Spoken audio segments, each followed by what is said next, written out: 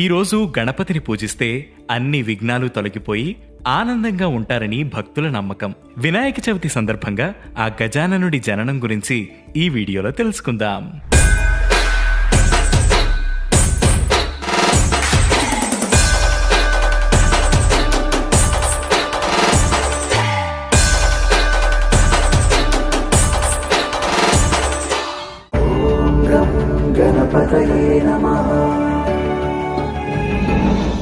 పూర్వం గజాసురుడనే రాక్షసుడు తపస్సు చేసి శివుణ్ణి మెప్పిస్తాడు. దాంతో శివుడు ప్రత్యక్షమై వరం కోరుకోమని చెబుతాడు.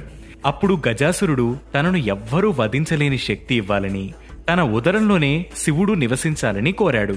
ఇచ్చిన మాట ప్రకారం శివుడు ఆ కోరిక నెరవేర్చాడు. భర్త పరిస్థితి తెలిసి బాధపడిన పార్వతీదేవి తన పతిని విడిపించాలని విష్ణువుని కోరింది. అప్పుడు శ్రీ మహావిష్ణువు గంగిరెద్దు ఆడించే